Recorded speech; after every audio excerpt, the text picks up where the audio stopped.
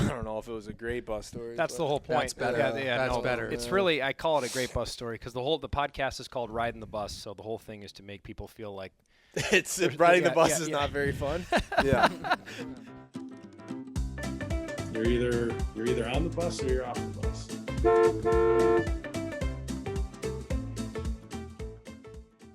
Welcome aboard episode 46 of Ridin The Bus, the official Iowa Wild podcast. The wheels are spinning. We are underway, and Ben Gislison here, also a second voice this time. You won't just have to listen to me drone on and on. I'm actually amazed with how long I was able to go. I thought that last podcast, the solo ride, our first solo ride, actually, let's go ahead and say this now, even though I did come after you pretty hard, Joey. And we're going to get into that, but we're going to save you the time. We'll do it later. Yeah, we'll do it later.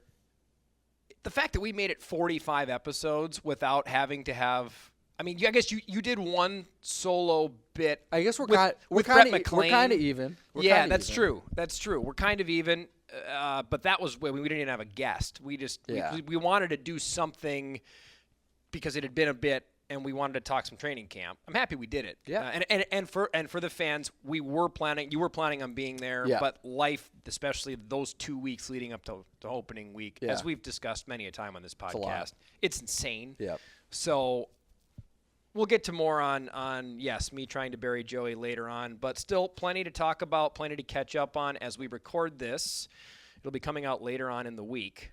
But 2 games played by the Iowa Wild this past weekend, 2 losses, unfortunately. And silver linings don't earn points, but certainly when you are looking at what games are more appropriate to talk silver linings, the first 2 games of the year are oftentimes loaded with silver linings, and I think that was the case for Iowa in their losses to Manitoba this past weekend. Yeah, it's no fun losing, right? But I think anybody who watched these games, and whether you watch them here or you watch them through HLTV, Flow Hockey, whichever, or MC22 even on Saturday, if you watch the games, you saw a visible difference in last year's team versus this year's team, right? And I don't want to have this be like, oh, I'm just going to drag last year's team, because that's not what this is. But the compete level's higher. There's more people bought in from start to finish. Everybody's playing the same way, rowing the same boat, moving forward. They're scoring a lot more. Everything just feels tighter and more buttoned up than it did last year.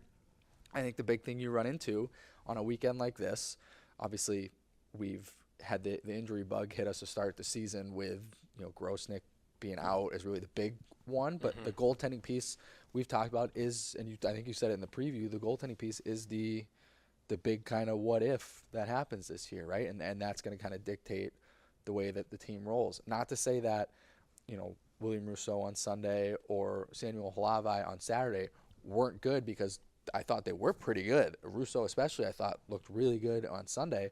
Those are their first pro starts here in the American Hockey League. You have to understand that there's a learning curve, especially for someone like Halavai. We saw it with Jesper in his first year. He's playing in North America for the first time. That is different. And for Rousseau, he's never played on the pro level before. That is different. Like, there are a lot of things that need to be factored in. But, if you make a couple more stops, you win both of those games. So I liked what I saw. It wasn't like, oh, boy, here we go kind of thing. I think there's a lot to be excited about and look forward to, especially coming up. It's going to come out this weekend in San Jose, with what we may see between the pipes too. So that's kind of an exciting piece. I was told that after that Sunday loss, what Brett McLean came in and said was, look, shots, I mean, he didn't say this, but the shots were 40-25. We peppered them on Sunday. He goes, look, we all know we should have won that game. We didn't. We keep doing that, we're going to win more than we don't. And I'm just like, that's all you need to say, right? And apparently the team was just like, yep.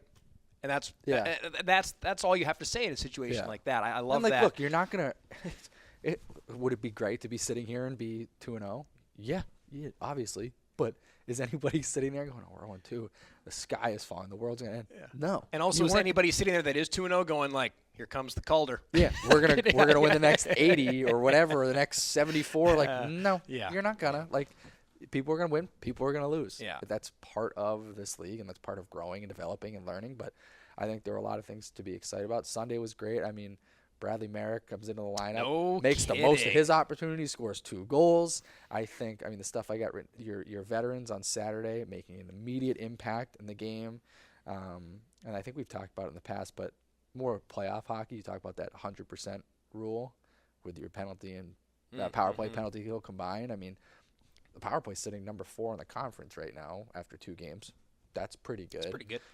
Penalty kills about middle of the pack, but 80%. You're over 100% there. If you can maintain a clip like that, those are the teams that usually have the most success during the year. Yeah. So I think there are a lot of things to build on, a lot of things to be excited about.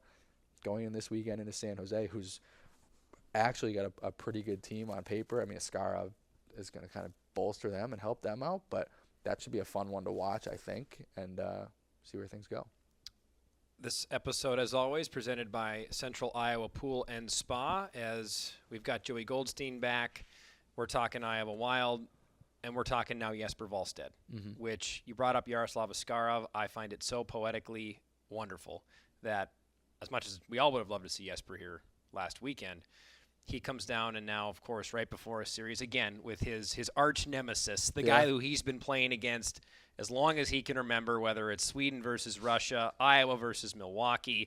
Eventually, we thought it was going to be Minnesota versus Nashville. Now it's probably going to be Minnesota versus San Jose when these two battle again in the National Hockey League. But I love the storyline there. And Jesper Wallstedt comes back to the Iowa Wild, reassigned this, or I guess for the first time, assigned this week to the Wild. I'm going to be honest. I didn't know, and as much as I love, and we've spoken about Jesper and his mentality and how he operates. I didn't know what we would see because he knew the expectations he had for himself. He knew that he wanted to be in the NHL, and it's not saying he's not going to be in the NHL by the end of the year or even sooner. But he wanted he wanted to make the team out of camp, which he did, but then he wanted to stay. And now he's back down here. So I was curious. I was going, if there's any time where we might see a little bit of a pessimistic Jesper, this could be it. See, but I don't know if I totally agree there because at the same time, those are his goals and it's a tough position to be in. But at the same time, it's also not like he didn't know what he was going up against. There are 2 solid, formidable NHL goalies on that roster. Solid, formidable Marc-Andre Fleury. 2 words that have never been used in front of his name recently because he's going to be a first ballot Hall of Famer. It's not like he went into it being we're bringing in a new face. Like these 2 guys have been there for the last couple of years. He knew what it was, and I think he understood it as well as he played. One of those guys has to move.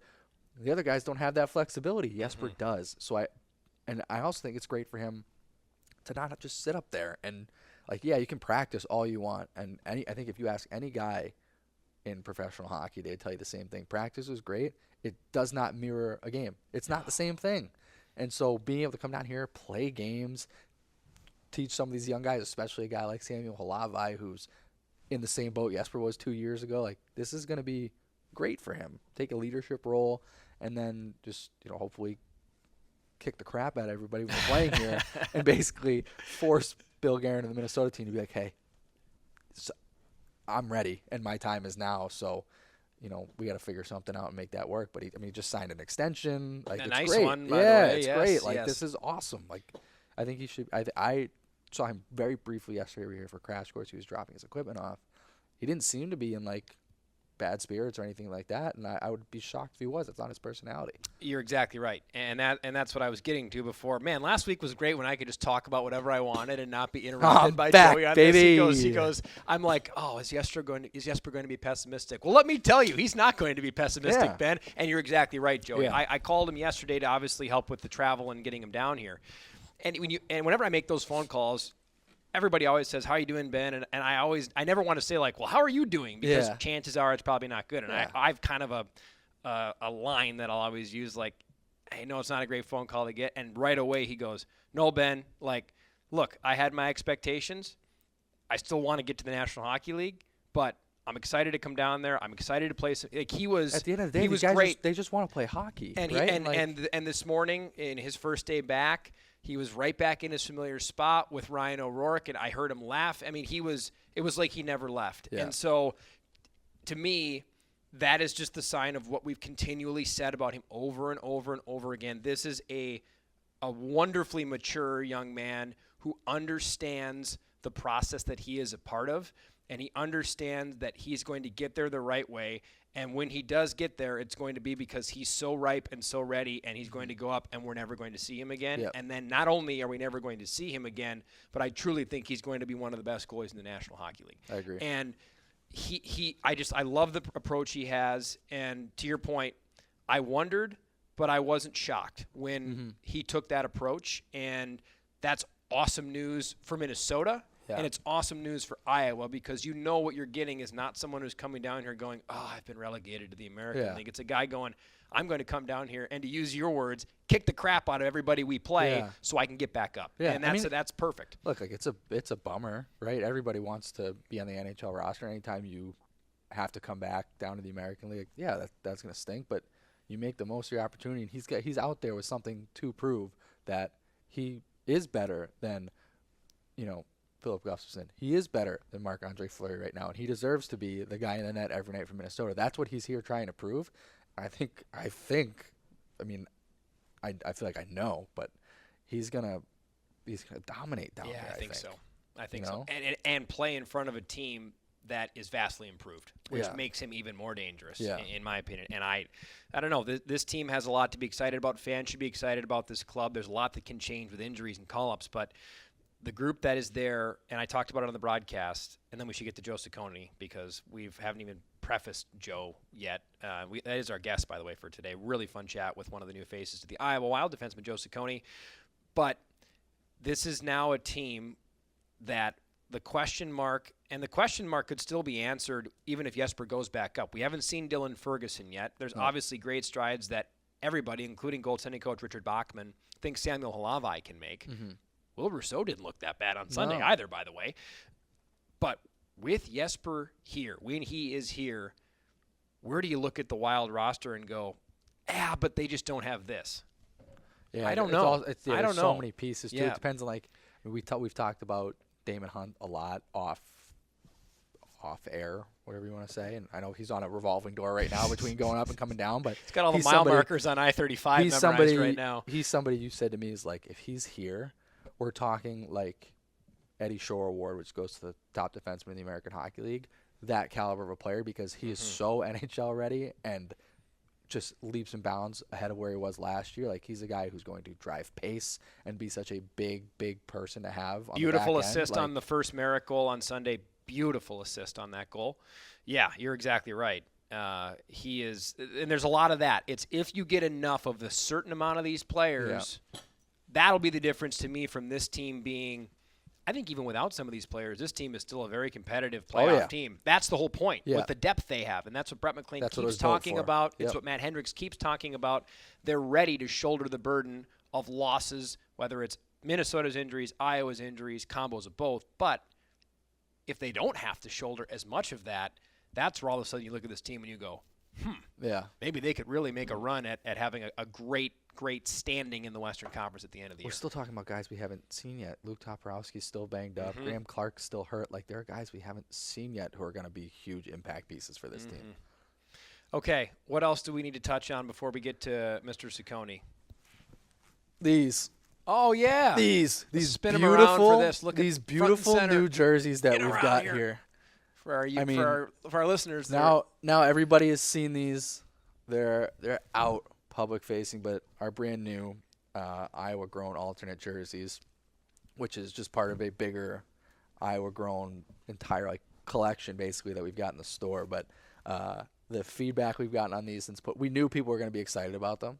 We've talked about it a lot without really talking about them on this show, but we knew people were going to be excited. This is a logo that and the bird logo that's on the shoulder, but we knew people were going to be with the white helmet that matches what the players wear too. We knew people were going to really like this logo, and it says so much about who we are as an organization, like what we want to do with having our connection to Minnesota, really being rooted here in Iowa, but also just the city of Des Moines in general. We got a ton of reception to the logo when we first put it out, that when it came through to see if we want to switch up our alternates, this was a no-brainer. They're flying off the shelves in the store to the point where I think pretty sure we have to have more coming in soon, but I know the media liked them. We had players thinking that that's what we were going to wear full time. They were a little disappointed to know they were just alternates, but we're going to auction them off throughout the season. I mean, there's some available for auction right now, I think. Damon Hunt, Devin Shore, Samuel Halavai, and I think William Rousseau's are all up right now for auction. They're going to stay up for auction until our next Saturday game where we wear them, in which case that auction will end and new jerseys will get added on that you can bid on. So throughout the year, basically anybody who is going to wear one, could potentially wear one, will have a jersey. Jesper's going to have one that goes up for auction. Liam Ogren, someone who's got a white jersey, if we ever see him, his will be up for auction at some point. I mean, everybody's going to have one. And then I'll raise money for the Special Olympics. And then winners of the jersey, we'll get them at the end of the year. Jerseys off our back ceremony, fan appreciation night. So go bid on one. They're sick. That's kind of all I got. And the other thing is, sometimes jerseys look great when you see them in a stall like this. Oh, my God. And then when they get on the ice, you're not quite sure. On ice, they looked unbelievable. They look better. They look better in game. Oh, my God. They look do. So good. The first thing I thought when I was looking at warm-ups is I was just like, oh, man, they look even better from all the way up here than they did when you brought one down to me whenever it was. The red collars. Yeah, jump. It's sharp. Yeah. It's sharp. I tweeted. I said it's my favorite Iowa Wild jersey that I have seen, and there were a lot of people that agreed. There were some that came back and said no, which is understandable. It's a very subjective or objective idea, but nonetheless, I think it's a home run. I knew it was going to be a home run. You remember my face when you brought it down and showed it to me. I was just, my eyes were saucers. Yeah. Like, oh, look at these. These are just gorgeous. So kudos to you. Kudos to Kelsey, Kent as well merchandise. I know they're selling a lot of great merch that includes the logo. So if you don't want a jersey but you want to get a hat or something to commemorate the Iowa Grown logo, there's plenty of ways to do that. Wildwear.com is the best way to do it, or come out to one of our games, of course, and you can check out the merchandise stand too. What else? Let's send it to Joe. Let's get to Joe. A really great chat with a guy who you might be wondering why we picked him early off the shelf. You know, you've got certainly guys with more pro experience than him, guys that have played more NHL games than him, but this is one of those personalities, and it shows really well in this interview, who I think is going to be a really integral part of the locker room. Yep. And, of course, the old defenseman in me just loves talking to guys that play like he does. So that's it for period one. Let's scrape the ice and head to period two with former defenseman of the Texas Stars and Rochester Americans, now roaming the blue line for the Iowa Wild, Joe Cecconi.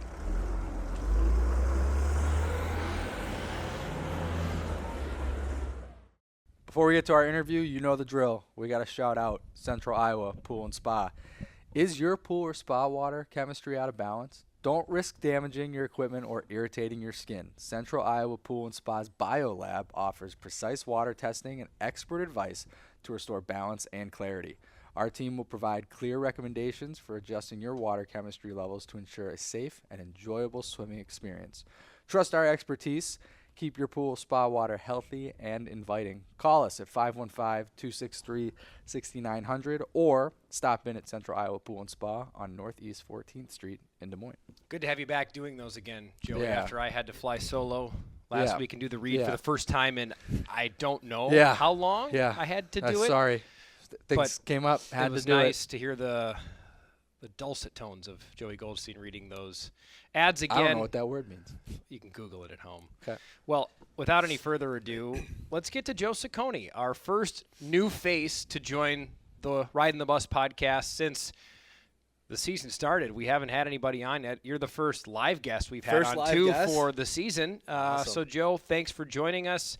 Thanks for being here. You're brand new to the organization. We got a bunch of stuff to get through today, but as always, for those that are just tuning in for the first time or just joining for the first time, like yourself, Ridin the Bus, the official Iowa Wild podcast, is meant to have fans feel like they're sitting right next to you on a bus ride. So, at 27 years of age, you spent plenty of time on the bus in your American League career. Tell us a great, or oftentimes great means bad, bus story. Yeah. The bus story that comes to my mind, it's a half flight, half bus story.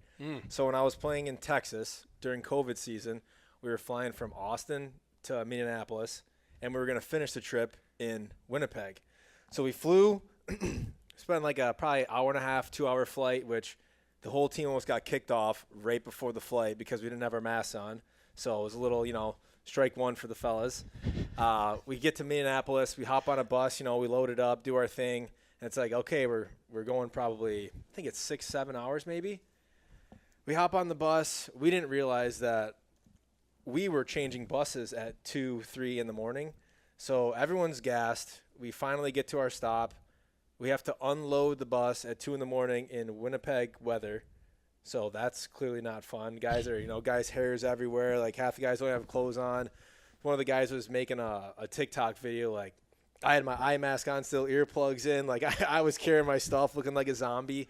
So it was not fun, but definitely an interesting bus ride when you got a flight, probably a 2-3 hour bus, go to the border, get back on a bus, change buses, get to Winnipeg, practice that day, and then play the next day. So very interesting. It's always Winnipeg. Every time someone comes on here and tells a story about chaos travel, Ben talks about his worst travel days ever. It's involved Winnipeg. somehow. Always, yes. Every time. As the team services guy, I'm trying to put myself in that situation about would I share the bus change, or maybe he was just trying to keep himself or herself from the flack as long as humanly possible, because that's one of those things where if you tell the group that you have to change buses in the middle of a hellish road trip like that in the middle of the night, they're coming for you all day that day if you share that. Yeah, there was clearly some logistical reason why we did that. Obviously, nobody on the bus, including the staff and whoever planned the trip, wanted to do that. But if that's what we had to do, that's what we did. And we just kind of, as the American League hockey guys do, we just grind. Grind indeed. Well, the bus is rolling. The wheels are off. Joe, let's start with this question.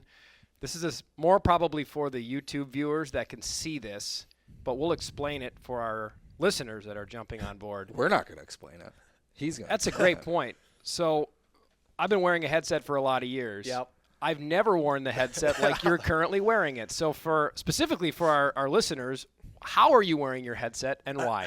I'm just not putting them over my ears. I find when I have a headset on and I hear other people talking while I'm trying to listen and then hear myself talk, I don't remember a single thing. So I'll take looking goofy for the podcast if it means I can actually remember what I'm saying. It's just like having just any normal conversation ever. Yeah. It's just headphones or not, just if multiple people are talking, you just can't handle it. Yeah. I've seen a lot of podcasts too where some guys, like their guests have it on and they don't, or they have it on like this. So I'm like, you know what? I'll try it too. The only time it gets with me is like when you do it like on TV and stuff, if people are like in my ear trying to tell me something as I'm trying to talk or read, I can't do that. Yeah, so that part takes of it practice. Yeah. That takes practice. We don't have that. We don't have a producer in there yet. No. But that when I initially started doing broadcasting, that was a big learning curve because I'll be talking on camera and all of a sudden my producer's telling me, you have 30 seconds, you got to wrap it up. And the first couple times you're doing it, you're talking. You stop. It's 3-1 Iowa. Let's go to break. Yeah, the first few times you do it, it's weird. That's got to be tough to navigate that. I personally couldn't do that, so props to you for being able to kind of figure that out. I promise I wasn't fishing for compliments there. Joe, let's get to just some stuff to help fans get to know you a little bit more, your personality. You're obviously very new to the organization, a long time in the American Hockey League, whether it's been in Texas. You got to go near home for a little bit when you were back in Rochester the last couple of seasons. But before we get to the hockey, let's get to just some generic stuff that may help fans know who you are away from the rink a little bit. So if you were a professional wrestler and you had an entrance song, what do you think that entrance song would be and why? Oh, I don't know. I don't watch too much wrestling. I watch a lot of UFC. Okay. So I'm always, listening to their walkout songs. Same question then, but input UFC. Yeah, similar question. I am bad at remembering what song I would come out to, but something that's either like really upbeat, like kind of like, manly, like get you fired up, or just something that'll get you singing. Because when you're singing a song and it's just kind of gets you going, gets you in the mood, gets you excited. Like sometimes when you're excited, you be fired up too. So I don't have an exact song, but just something that get the crowd into it, get everyone going. What's on like your game? Like, are you a big like music guy before games when you're in the locker room? Not really. I actually listen to more calming music on my way to the game and just around the locker room and when I'm warming up. I find it's pretty easy to get riled up for a game. Sure. For me, it's kind of just controlling that that adrenaline emotion before the game. So it's literally just like calming sounds. But if it's UFC and you're gonna punch somebody's face in, that I different wouldn't, story. Yeah, that I would not be doing that. But yeah. So that's an interesting point to bring up because there is a ton of different approaches that guys take to getting revved up, so to speak, for a hockey game. And I've never heard calming before, but I've rarely heard that. Are there other things you do to try to get in the right mindset and calm yourself down before obviously you have to put your foot down on the gas and rev it up once the game starts? Yeah, I think that starts even a day before the game. For me, it's all the little things like eating properly, getting good sleep. That kind of keeps my body calm, keeps me focused, knowing what I need to do the next day, knowing what the other team's going to show up with, kind of how they're running their system. So I'm mentally prepared, so there's no anxiety either way. But come game time, like as soon as I get my gear on, I don't need a hoorah rile up. Like I know it's time to have fun. It's time to play hockey. So other than just listening to my calming music and then going through my flow of the warm up that I've had for a few years now, trying to figure that out as my 6-year pro. Obviously, you learn different things along the way. So just going through that warm up kind of allows me to ramp it up as I need to, and then once game time starts, like I'm ready to go. Growing up outside the Buffalo area, definitely not an unknown hockey area. New York has plenty and has had plenty of fabulous hockey players come out of that state. The Buffalo area, no different. North of there, Youngstown, New York, you're near Niagara Falls. I want to get to the geography a little bit of Buffalo. But for starters, growing up there, what's the hockey journey like? We love asking this question to different people because if you grew up in Strathroy, Ontario, it's different. If you grew up in BC, it's different. If you grew up in California, it's different. What was it like? What was the progression for you growing up in the Buffalo, New York area? So for me, I started playing for the Niagara Junior Purple Eagles. They have a Division I hockey team there. So I would play 1 year older AA so I could go to states and try to go to nationals. And then the next year I'd play my age AAA out in Wheatfield, just kind of like a smaller town outside the Buffalo area. I did that for 4 or 5 years.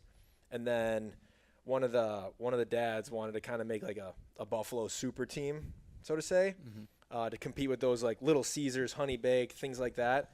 So we combined like 8 different of the small teams and kind of built a small little powerhouse in the Buffalo Regals for a year and did pretty well. And then the Buffalo Junior Sabres kind of came in and started that whole 12, 14, 16U junior team. So I ended up playing a year and a half for the Buffalo Junior Sabres, got traded. My rights got traded in the USHL from Green Bay to Muskegon. Went up for a weekend, thought I played pretty well. Obviously they did too. They asked me to stay right on the spot. So then I had to go back, went back home for 2 weeks, packed up, told all my buddies, like, hey, it's junior year of high school, but so you weren't drafted to them when you signed there. When you joined the team. So I was drafted by the Green Bay Gamblers, and they traded for they made a trade, but my rights was in the trade, and then we were going to a showcase out in Detroit, and they were like, hey, we want you to come play this Saturday game. So I was playing Friday with the Junior Sabres at my second year of U16, and then Saturday me and my grandfather drove to Muskegon, played in the game, scored, and after the game, our GM Van Beesbrook was like, "Hey, we want you to stay," and I was like, "I need some time to like go home, like pack some clothes." I got up, a pair of pants and a shirt. That's Yeah, what I got. I came here for a day. I'm here for a weekend showcase, so. My grandfather's driving me back to the showcase because we play another game the next day, and I got to decide pretty much on the spot, am I going to stay at U16 or go up to the USHL? Because that next day they needed the rosters finalized for the state tournament. And as soon as I came into the hotel, my coaching staff, they're super excited for me, and they knew you got to go up. You got to go play in the USHL. So I did that, and then that's kind of my hockey journey. Went to University of Michigan for 4 years. Loved that. And now I've been bouncing around playing pro hockey and living the dream. It's such a bizarre world, and I don't know if fans that don't completely engross themselves in it understand how temporary living can be. in hockey. And you got to learn it at a relatively young age there because you saw how quickly it can all of the sudden happen.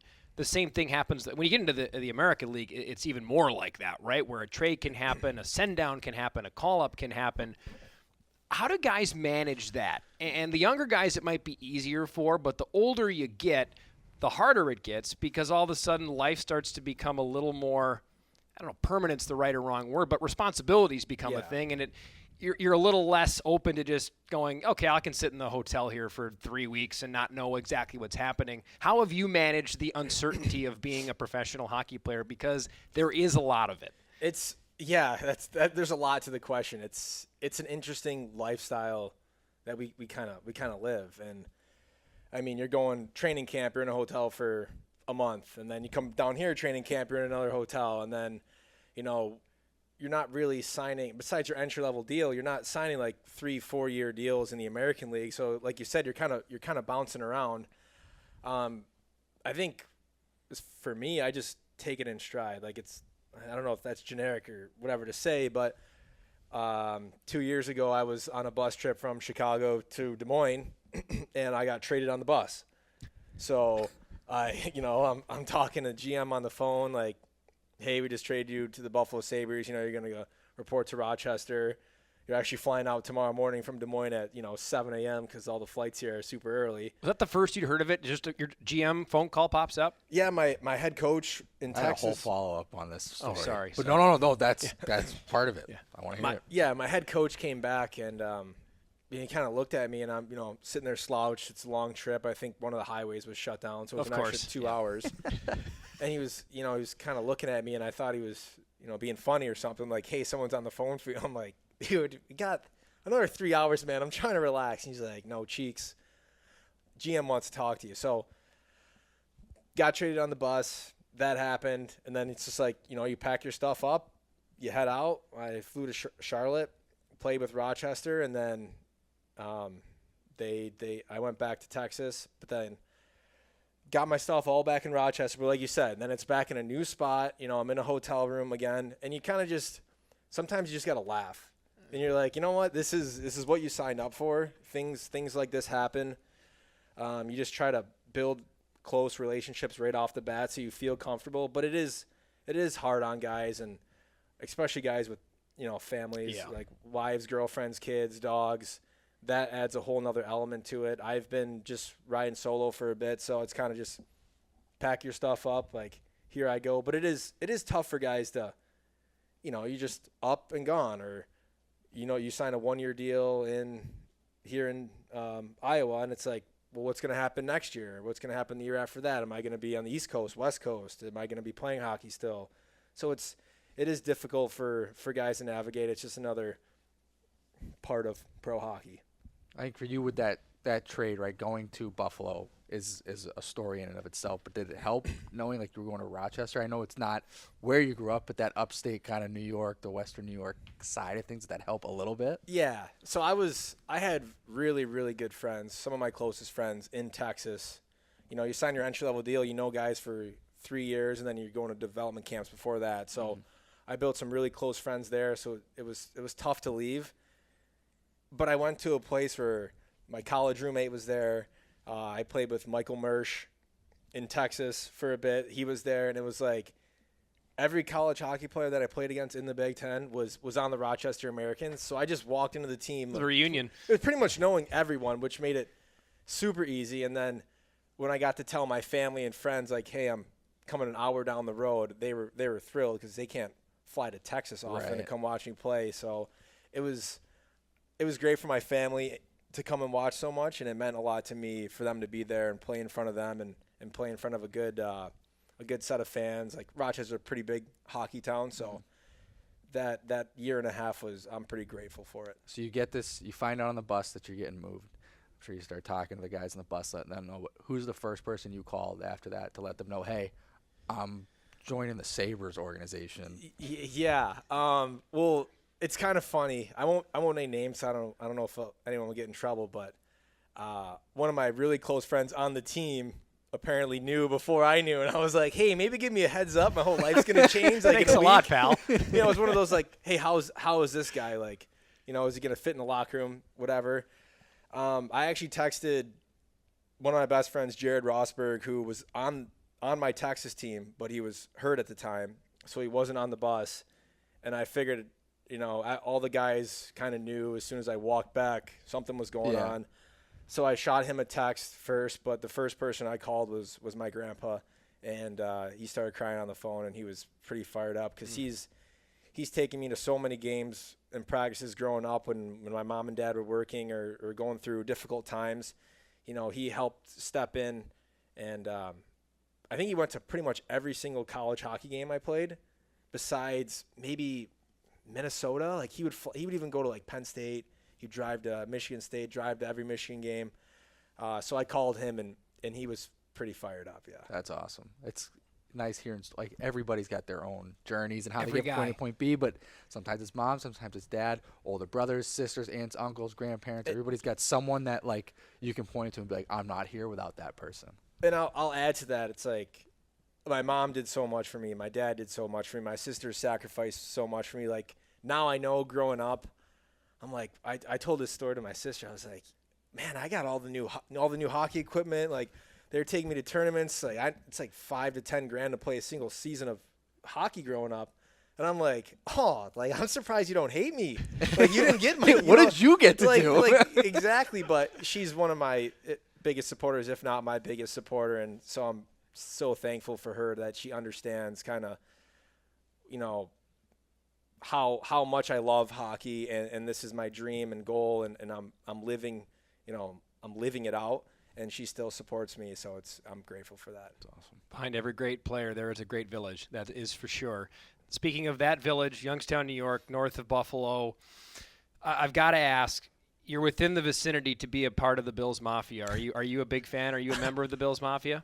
I'm in the Bills Mafia, but you won't see me jumping through tables and stuff. That's disappointing. I'm not going to claim. We have a table right here sitting in front of you. I'll clear it right now. I can't sit here and lie to you guys. Like my close friends will tell you, I'm a Bills fan, but there's levels to it. And I'm like, did they win? Yes, like love it. Did they lose? Like hopefully they keep going. But there's some guys that they lose, their whole week's ruined. They're going crazy. They're going to every game. They're tailgating. I root for the Bills. So did you watch Monday? I mean, we're recording this on Tuesday. They played Monday Night Football last night. Did you watch the game? I did have Garrett Wilson playing in my fantasy on my team, so I needed him to do well, and I was playing against a Bills guy, so I was kind of rooting a little bit. Hedge your bet. Yeah, Smart. Yeah. I got the win. I won. Bills won. It was perfect. But you talk about these levels, the tiers of being a part of the Bills Mafia. Even though you're not at the top tier, you've had to have had an experience or two with the top tier. And I know you'll protect names, but can you give us any anonymous stories of things you've seen the Bills Mafia complete where you've just went, wait a minute, am I in the Twilight Zone here? We're going to find a picture of you standing next to Pinto Ron getting ketchup and mustard in the face. Yeah, I mean, I've seen the same videos as you guys have seen. In person, I've probably been to, in the last couple years, 3 or 4 games. 2 of them with my buddies who like to tailgate. There's no crazy stories. It's just, they're getting after it early Sunday morning and they're having fun. And then, you see people throwing footballs, like random people grilling, like you're sharing food, you're having fun. It's just like a huge party. Mm-hmm. I haven't experienced with my own eyes, like someone flying through a table or like, they're throwing babies and ketchup spraying everywhere. Like I wish I saw that, but I've only seen it on like Instagram. Well, from a fan of another franchise that loves to provide heartbreak in the Minnesota Vikings, I understand. I do understand. I have been in the throes of it. Joey can't understand on that as a Patriots fan, which you'll have a lot more animosity towards him than I will. But Ooh, Pats fan? Yes. Yeah. Well, He's at least from New England. I'm from That's fair. He's not one of those bandwagon jumpers. He's from New England. Okay. You guys smoked for the record. I didn't bring this up. Ben did. I had to. It's switched now. It's switching now. Life sucks it's your turn. now. That whenever the Bills go in, it's good luck. Yeah, Have no, fun. life is not fun. Like football used to be enjoyable. I said this to my family tailgates for Patriots games, and I said this to them the other day. I was like, it used to be fun watching football on Sundays. I hate it now. It's so bad. But, yeah, I know what you guys went through. So, Joe, you're just north of Niagara Falls. I think about this even though this is going to be a crazy comparison, but growing up 15 minutes from the Mall of America, and people rave about the Mall of America, to me, the Mall of America is –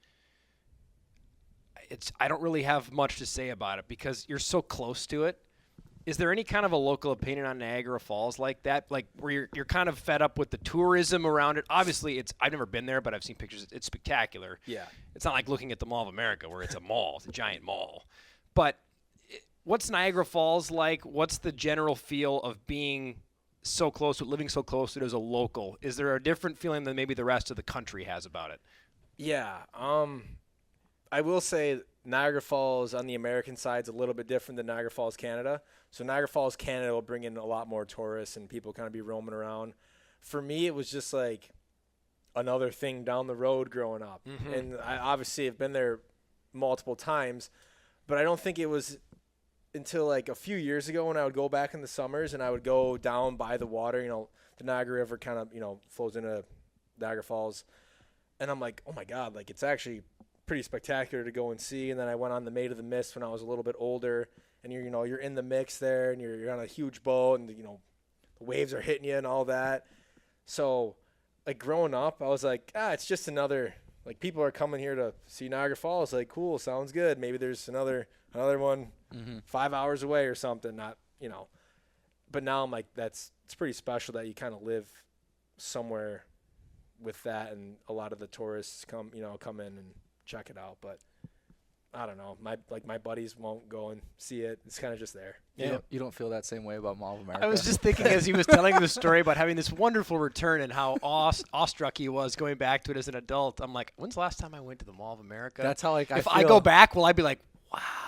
That's how I am. Maybe I would. That's how I am with things in Boston. Like Boston's a super historical place, right? And Yes. everywhere you go, there's different bits of history here and there. And it's like growing up, I was right there, so it's like not important. Not that it's not important, but like Old it North wasn't something Church, like who I cared. cares? Right, but now you go back and it's like, oh, this is really cool. Like this is Paul Revere's house just in the middle of downtown, and it's just like there's different things like that are, I think, like you said, you get a better appreciation for it as you get older. But Mall of America, not really that level. Joe, you would have only been probably you would have been 2 years old, 3 years old. I forget if it was 99 or 2000. The Sabres Stanley Cup final game, the Brett Hull goal. Which is what do you remember about that moment? I'm not going to ask that. I'm going to ask. You had to have seen the play at some point as a Buffalo person. Do you have an opinion on whether or not it was a good goal or a bad goal? And is this one of those things that if it comes up, if you're at the bar with buddies and Buffalo Sabres fans, is it something that you can instantly feel the mood of the room drop if that Stanley Cup final gets brought up? Because it is one of the most controversial moments in hockey history. The Brett Hull Game 7 overtime winner. Where was he? Well, he was in the crease, but should it have been a goal or should it not have been a goal? What was the exact rule? Do you know the rule back then? I think it was an illegal goal. You couldn't be in the crease at the time, I believe.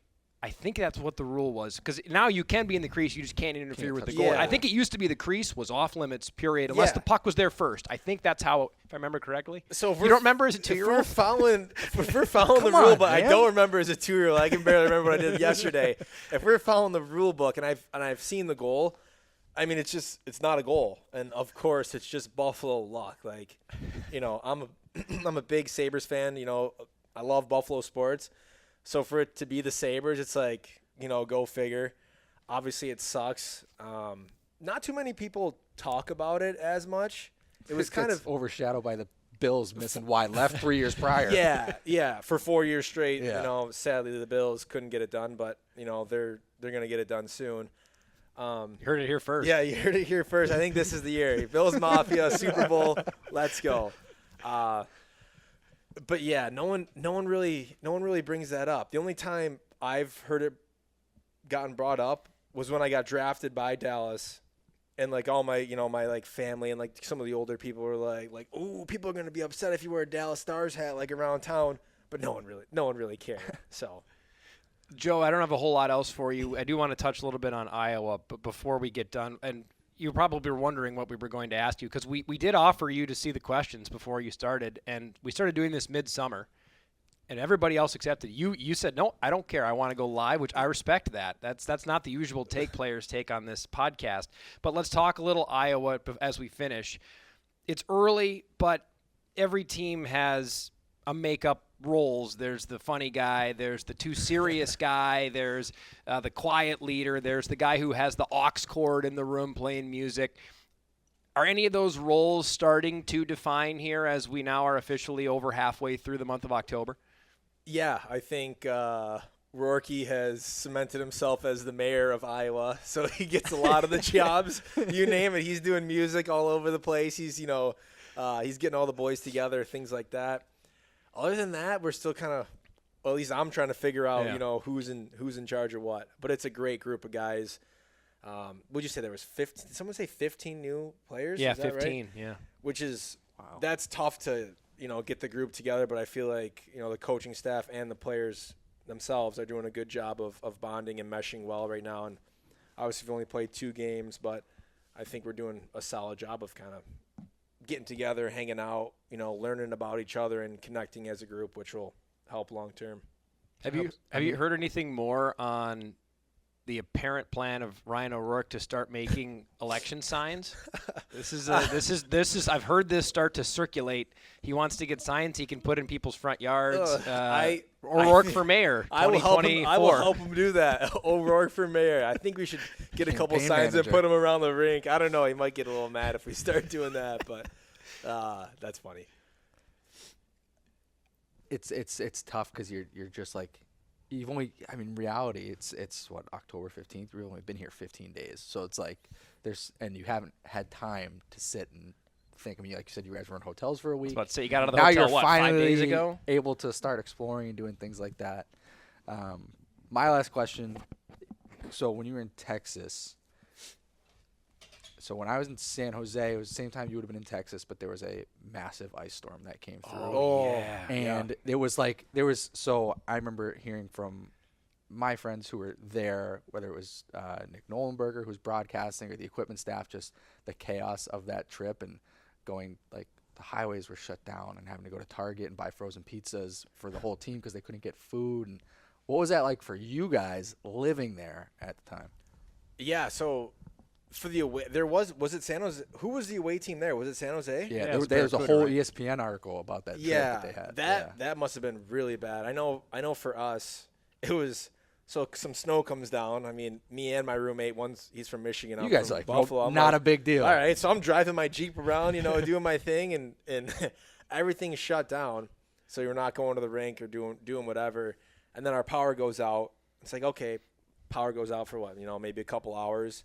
A couple hours turns into like 10, 12 hours, and then we get a text in the group chat like, if anyone doesn't have power and you can make it to the rink, come to the rink. And some of the staff members at the rink, like who actually worked for the arena itself, they made us some food. They brought food in, and like we went in there. We had like the heat packs on. We're all hanging out, doing stuff like that. But it lasted like 3 or 4 days. And as soon as the power came back on, me and my roommate Ben Gleason, we ran across the street to Whole Foods. The line was probably like 40 minutes long. We loaded it up. Probably spent like $200-300 worth of stuff. We get back, the power's off. We're like, like, well, what do we do? So we throw all the food in a big garbage bag and just launch it over our balcony. So we have like meat hanging down over our balcony. So it stays cold. It stays cold. It stayed frozen. Not a bad idea. And then as soon as the power went back on, it was like put it in the fridge. But it was a weird time because we're used to Buffalo like 5-6 feet of snow. Yep. But obviously in Texas they don't have the resources to plow the snow and make sure everyone's taken care of. So it was a weird time. We were the road team 2 years ago when they had an ice storm, and it wasn't near that, and it wasn't not even anywhere near the San Jose Barracuda experience they had. But I remember waking up, and they ended up playing the game that night, but we were all like, after hearing the San Jose story, we're like, well, we're not playing tonight. Yeah. There's no way. Yeah. And, restaurants are closing right away. We're trying to figure out food. I think we wound up playing cards for like 8 hours just down in like the hotel lobby meeting room because the team was supposed to skate that day, and obviously that wasn't going to happen. So it was just, and you couldn't go anywhere. There's no places open. It's just funny how weird. like crazy, like yeah. like you said, growing up in Buffalo, like that's for me like a New England thing. Like it's snow, you get over it. Like I've been through crazy ice storms where I sit there and you have no power, and I'm watching like fish in a fish tank just slowly get slower and slower and slower, but. we're talking a little bit of ice. It's a little cold. People are abandoning their cars on the freeway and just saying, I can't do it. I'm just going to walk the next 7 miles. That's crazy to me. Times like that, though, is usually when you build, like, really close relationships with people. Mm-hmm. When weird things happen and you're trapped inside your hotel room or at the rink with, 20 guys, and on the outside, like, crazy stuff's going on, and you can kind of just, like, hunker down and realize, like, oh, when things happen, life's, take life a little more seriously. Like, it's special to be on here and hanging out with people you enjoy it with, so you can build those closer relationships, which, you got to take every situation and kind of make the best out of it. But usually it happens like that, where something weird's the going on. buses break down, everybody's sitting there hanging out or stuck at the airport on a 4-hour layover or whatever it may be. Well, it's amazing when you catch up. If I ever get a chance to catch up with players that have been here before, guys that I've gotten along with really well, we don't talk about the great wins. You talk about when we were delayed in San Diego for 4 hours, and again, you have nothing going on. Those are the things that you end up somehow talking about. It's actually sometimes what in the moment was a bad experience winds up in the long run being a great experience. Exactly. Yeah. Well said. Yeah. Exactly. Well, speaking of hanging out and having a great time, Joe, this was a ton of fun. Thanks for giving us this time here today. Officially welcome to the organization. I know our fans will really have enjoyed this, and thanks so much for doing this. Yeah, I'm excited to be on here. Thanks for having me, and go Iowa Wild.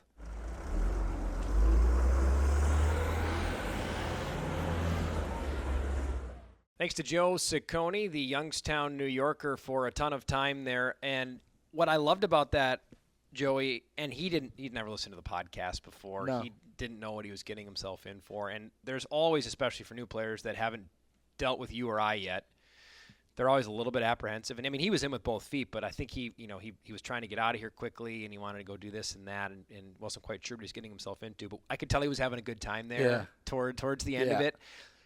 And kudos to you for being prepared for that. And the one thing that I think our guys realize when they come on here is sometimes I think maybe they're under the impression it's going to be like, well, what should the team do on the power play? Yeah, no, it's not like that. Yeah. But what I also liked with him too is, like, I mean, I had stuff written down question-wise, but, like, it wasn't you won a gold medal at World Juniors. Tell us about that. Like, we were just telling stories. It was pretty free-flowing. I didn't get to a lot of the stuff I had and either. I think when we're telling stories, these are just way better. Yeah. So Joe was great, and thanks to Joe for that. And there's more guys like him that have come in, and that's what we're excited to really help bring to light this season is some of these new faces. So a great one with Joe Cecconi. Moving on, we talked about it at the top of our show. The solo ride last week, without you here, took full advantage of you not being able to be around to defend yourself. Now you can defend yourself. So third period, before we do this, we are presented by Wildwear. Wildwear.com, the official online store of your Iowa Wild, with the largest selection of Iowa Wild fan gear, one-of-a-kind apparel, and exclusive specialty merchandise, like the Iowa Grown series. There's always something new at wildwear.com. Don't miss out. Head to the website now. Start shopping. There's so much new merch, and we actually found out in our staff meeting today we had the highest single game merchandise revenue number in franchise history on opening night. So kudos to everybody who bought something this weekend. But again, Kelsey, Morgan, their part-time staff who help out with them, they're buying really cool stuff, and we're getting some staff shopping hours on Tuesday next week. I'm glad payday is on Friday because I'm going to end up getting some stuff, and that means I got to get rid of some stuff. So I told myself, hats and sweatshirts.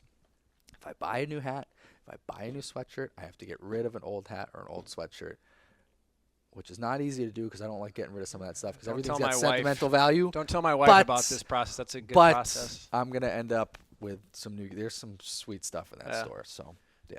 God, anyways, we got to get Kelsey on this podcast because we talk about them so much. I don't know that she would, though. I know she won't. I know she won't. But I mean, I just feel like there's great stories, and those two, her and Morgan and the rest of her staff, they work so hard. I mean, they're here in the morning moving stuff around, and I'd love to tell more of their stories. But I know we asked her that one time, and she was like, it was a staunch no. She's absolutely no. Yeah, she just said no way. Yeah.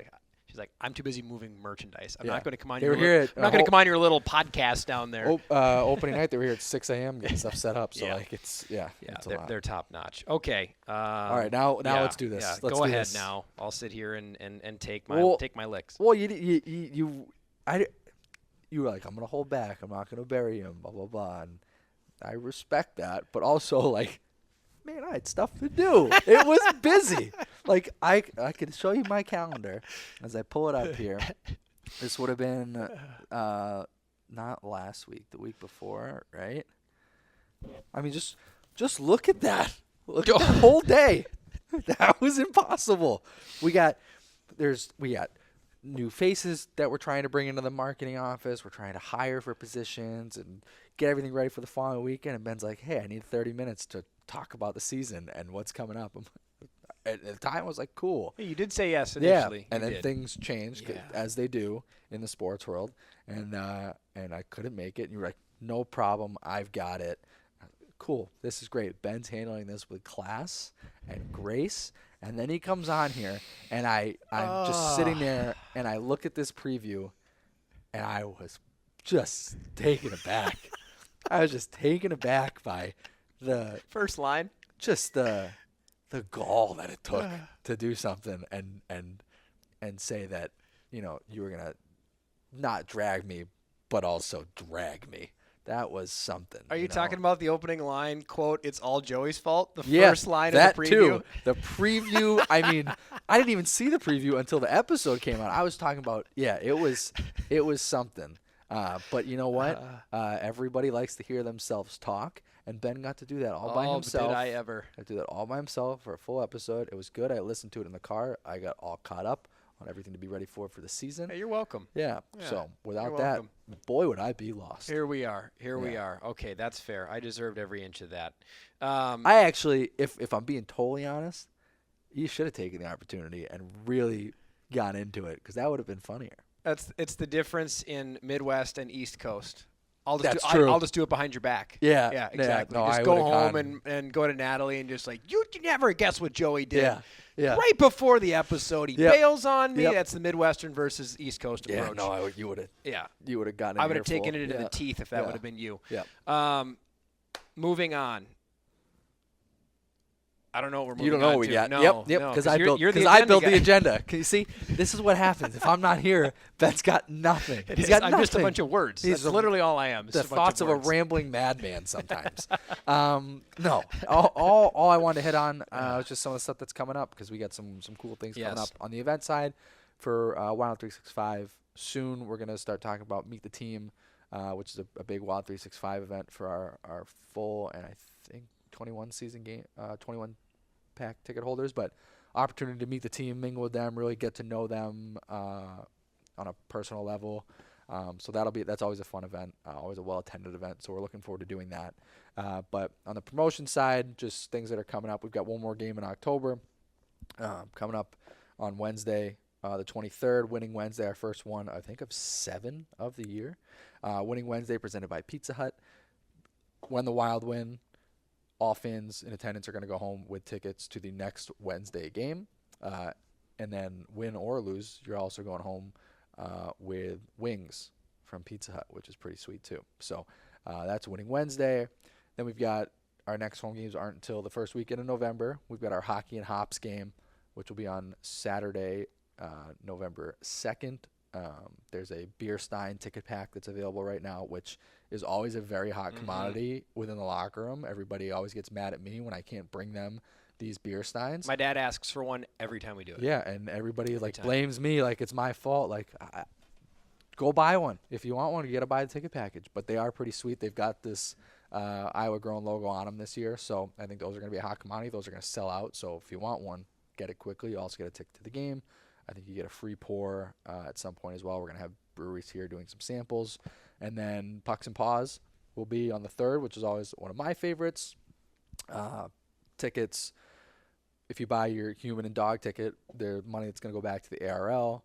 But bring your dog to the game. It's actually, we know it's after, but it's still, that's just the way the schedule worked out. But it's going to be a Halloween themed. So I love it. Bring your dog. Everybody, right? Listen, I got a dog. Who doesn't like to dress up their dog in silly costumes? Dress up your dog. Bring your dog to the game. We may do some costume contests. I don't know. We'll see. I was always one of those people who's like, I'm never going to dress up my dog ever. I don't want to be one of those And was people. this before you actually owned a dog? You maybe had a family dog, but nope. before you owned the dog. Before I had a dog, even when I first got the dog, I was like, I'm not going to be that person. My dog has a football jersey. My dog has had Halloween costumes. My dog has a dog shirt from Paws and Pints that says Drinking Buddy on it.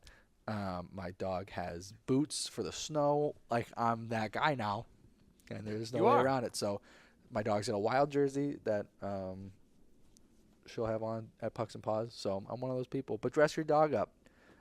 Dress him up in costume, and let's see what we got. So those are kind of the big upcoming ones over the next couple home games.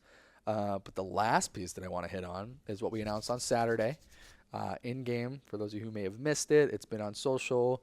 We sent emails. There was a press release. We did it in-game. If you missed it, maybe you're under a rock. Maybe you're not following us. You should. But our post-game concert finally got announced. Dylan Scott, country artist, ACM-nominated, multi-platinum recording artist. Dylan Scott is going to come out and perform for Country Night after the game on January 25th. So it'll once again be Country Night. We'll have the inflatable bull here, all that good stuff. We get VIP passes on sale right now, but the concert, Country Night, presented by Quantum Fiber. Dylan Scott and his team, they're very, very excited to be a part of this. I'm excited to bring him in. I think he's a pretty big name in the country world, and he's on a lot of songs, on a feature with a lot of big artists. He's opened for a lot of big names, and I think should be an exciting show. From everything that I've seen feedback-wise, everything we've heard through agents and booking agencies and whatnot, very high energy.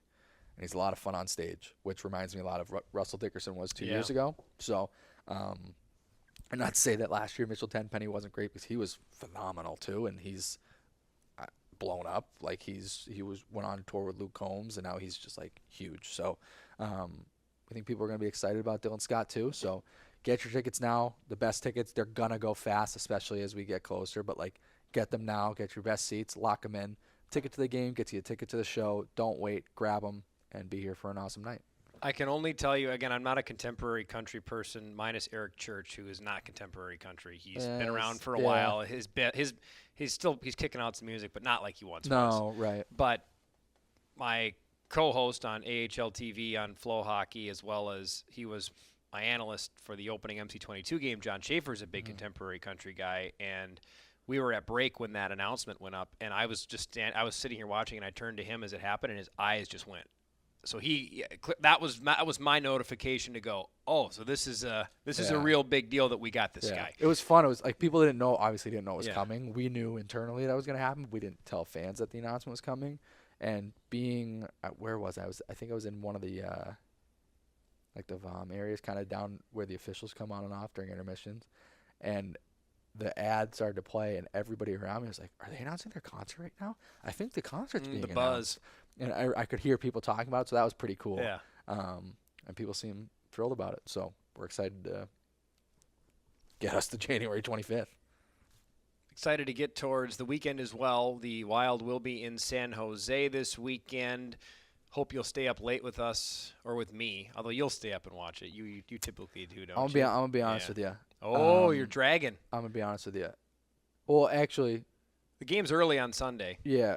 Well, I probably won't be able to watch for the reason this weekend I've got a wedding. Oh, yeah. So Saturday's the wedding day, and then Sunday I'll be with family before coming back. So I probably won't catch the games. But normally I would tell you, yeah, I'm watching. But as of late, man, I'm in bed at like 9 o'clock. Good for you. I am so tired all the time. Good for you. Well, then you won't be tuning in. But I won't be turning into this game just for the sole fact that I won't be I'm not going to be able to sit and watch just because I got some other stuff going on. But normally I like watching the games. Give you a pass. But we hope that everyone else will join and watch as the Wild take on the Barracuda this weekend. We'll have coverage whether you want to jump on board from an audio stream-wise, iHeartRadio. We've also got KXNO, or you can tune in via Flow Hockey on the AHL TV. That's a streaming service, new new platform for the American Hockey League this year. Which is, I don't know if you've seen some. It's clean. It looks very clean. It looks really, really, really good. Yeah. It's definitely the visual quality from this year compared to last year has expanded a lot. Yeah, it's a lot better. So that's great for those of you that want to jump on and get a subscription to that. We hope you'll join us in San Jose. I'll be out there with the club out in California. I'd rather go to California later in the season. This is my favorite weather of the year. So although it's going to be like 70 here when we're out there anyway. If you get the chance, go to La Villa Delicatessen, right in Willow Glen, not too far from the practice rink. That's what it was when I was there. Not far from where the Barracuda play. Not far from SAP Center. Okay. Nice hole in the wall Italian little deli spot. They've got hot bar. They do sandwiches. It is my favorite restaurant in the world. In the world. It is. Okay. It's so good. Consider it done. I'll make my way there. Joey, anything else before we close out episode 46? No, another episode in a couple weeks. So we're gonna. I think we've got them on the calendar. We do. Now it's just a matter of you remembering that you put them on the calendar. But the plan is to do 2 per month throughout the season. We think we've got a good plan in place to do that. May have some guests. We're not going to promise guests who's going to be on. We've got some ideas, but we've also talked about some guest hosting. Doing something some a little guest crazy. Hosting. So. Yeah, some guest hosting. Yeah. We'll say no more, but we might have. Don't worry, we're not going anywhere, but we might have some people jumping in and doing some interviewing of their own who aren't used to interviewing. So that's all we'll say for now. More on that later. Joey, thank you as much as we joke. Great to have you back and great to be back. This has been episode 46 with Joe Cecconi. Thanks to one of the new Wild defensemen for sitting down with us, as well as to Jeremy Core and Executive Podcast Solutions for making this listenable for however you are jumping on board with us today, and to all of you for joining us as well. I'm Ben Gislason. Thanks for stopping by. This has been episode 46 of Ridin the Bus, the official Iowa Wild podcast presented by Central Iowa Pool and Spa. Until our next show, Mr. Goldstein. 2 Hawks for the win.